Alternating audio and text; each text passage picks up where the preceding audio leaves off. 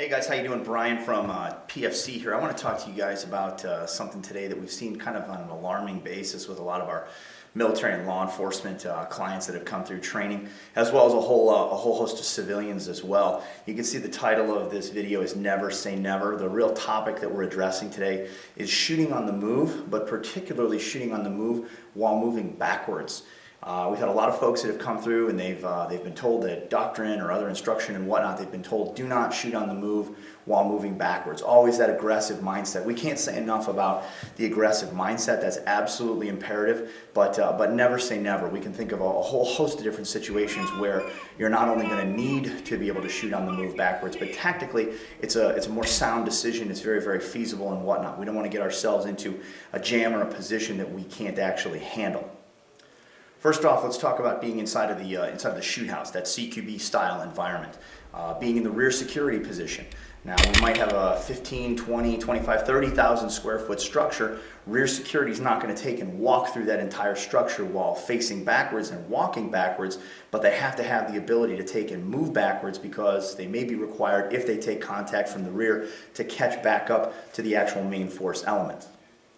Now imagine that we're inside of the shoot house and we're actually moving forward.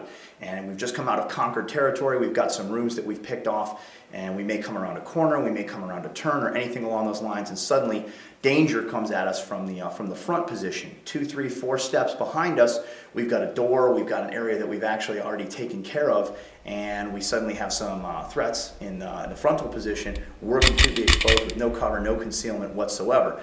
The notion of aggression is fantastic, but if we're outmatched, we're outclassed, we'd be foolish to not take and retrograde a couple of steps while still delivering fire. You can maintain offense or at least a strong defense while pushing back into some known or conquered territory.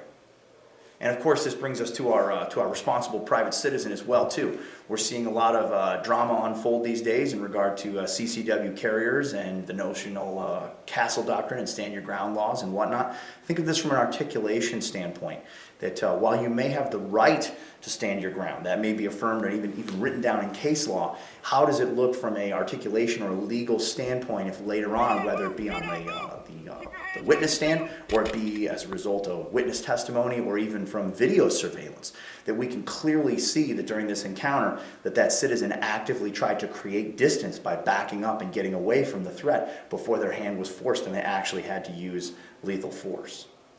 So the ultimate principle-based training philosophy on this is to expose the individual shooter to as many possible environments, patterns of movement, and angles as one can possibly think up, so that when you're faced with that in real life, that we're not looking at it for the very first time, that we're simply tapping into an access point in the brain and saying, I've seen this problem many, many times before, whether it be shooting forwards, left, right, backwards, angles, obliques, L patterns, zigzags, boxes, you name it, it's all familiar common ground. Give it a try, guys. Stay safe.